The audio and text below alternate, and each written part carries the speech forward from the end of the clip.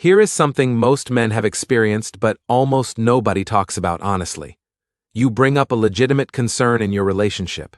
You keep it calm, you choose your words carefully. You do everything right by every standard you know. And somehow, within minutes, the conversation has completely derailed. What started as a reasonable attempt to address something real has turned into an argument about your tone, your timing, your character, your past mistakes. The original issue has disappeared entirely, and you are standing there wondering what just happened. If that pattern feels familiar, this video is going to give you something more valuable than validation. It is going to give you a clear psychological map of exactly what is happening in those moments, why it happens, and what a man with genuine self-awareness does differently. Because here is the truth. The men who navigate this well are not the ones who found the perfect words. They are the ones who understood the dynamic clearly enough to stop being unconsciously controlled by it. Let us start with why this pattern exists in the first place. Most people, men and women, arrive in adult relationships without ever having been taught how to give or receive honest feedback from someone they are emotionally close to. What they learned instead, from childhood, from their family of origin, from every relationship before this one, is a set of defensive reflexes. When something feels like criticism, the reflex is to deflect, counterattack, or shut down, not because the person is malicious, because that is what unresolved emotional wiring does under pressure. When a man raises a concern with a woman he is in a relationship with, she does not always hear the content of what he is saying. She hears the emotional signal underneath it.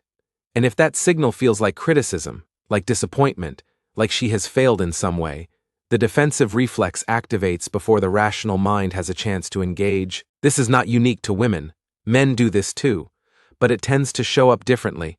Men under emotional pressure often go silent or detach. Women under emotional pressure often redirect and escalate. Neither response is productive.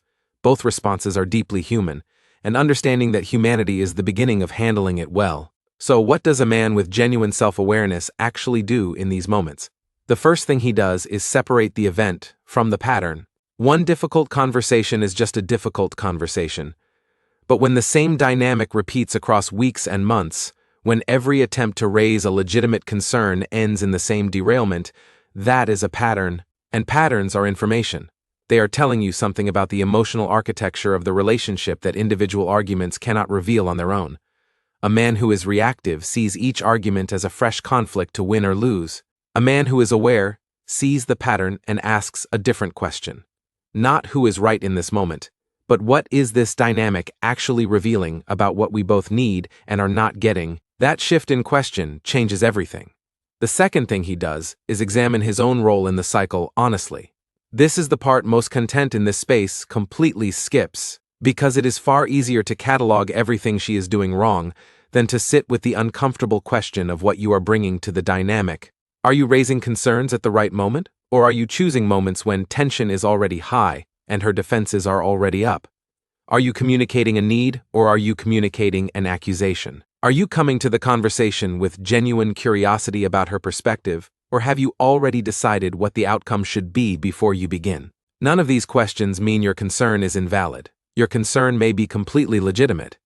But the way you carry a legitimate concern into a conversation determines whether it opens a door or closes one. And a man who is serious about changing the dynamic in his relationship has to be honest about what he is actually doing in those moments, not just what he intended to do. The third thing he does is understand what unmet needs look like in disguise. Most relationship conflict is not actually about the surface issue. The credit card bill, the canceled plan, the things she said in front of friends, these are rarely the real issue. They are symptoms. The real issue is almost always an unmet need that has been accumulating below the surface for longer than either person has acknowledged.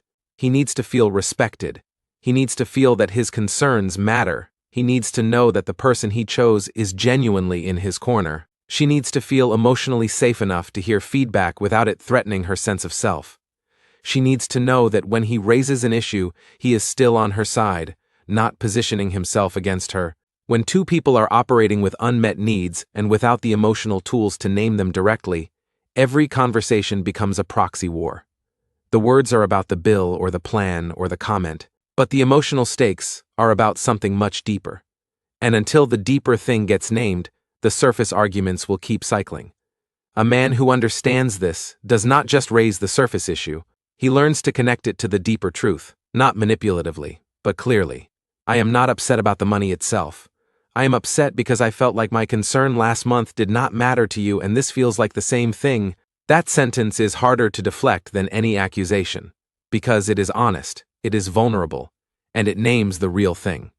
The fourth thing he does is stop outsourcing his emotional regulation to the outcome of the conversation. This is the deepest one and the hardest to build. Most men enter difficult conversations with a hidden dependency. They need the conversation to go well in order to feel okay. They need her to hear them, to validate them, to respond reasonably.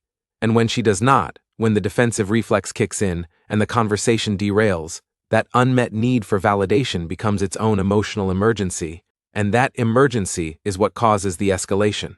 The raised voice, the frustration that leaks into the tone, the energy that shifts from genuine concern to something that feels more like an attack even when it was not intended as one. A grounded man does not need the conversation to go perfectly in order to stay grounded. He has done enough internal work that his emotional state is not entirely dependent on her response. He can stay calm when she gets defensive, not because he does not care, but because his sense of self is not riding on whether she agrees with him in this moment. That steadiness changes the dynamic more than any technique ever could. Because when one person stays regulated in a conversation that is heading toward heat, it creates a pullback toward regulation in the other person too. Nervous systems are contagious. Calm is contagious. A man who can stay present and grounded under relational pressure is offering something most people have never experienced in a conflict, and it changes things. The fifth thing he does is know when the dynamic itself needs to be named. There comes a point in every repeating cycle where addressing the individual issue is not enough, where what actually needs to be said is something like, I have noticed that every time I raise something that matters to me, we end up arguing about how I raised it rather than about what I raised. I do not think either of us is doing this on purpose. But I think it is a pattern we both need to look at honestly. That conversation is harder than any individual argument. It requires courage, clarity, and genuine willingness to be part of the solution rather than just naming the problem. But it is also the only conversation that has a chance of actually changing something at the structural level, rather than just managing the symptoms one argument at a time. Here is the bottom line underneath all of this. A man who is serious about building something real does not spend his energy cataloging everything his partner does wrong. He spends it developing the emotional intelligence, the self-awareness, and the communication depth to show up differently than most men do.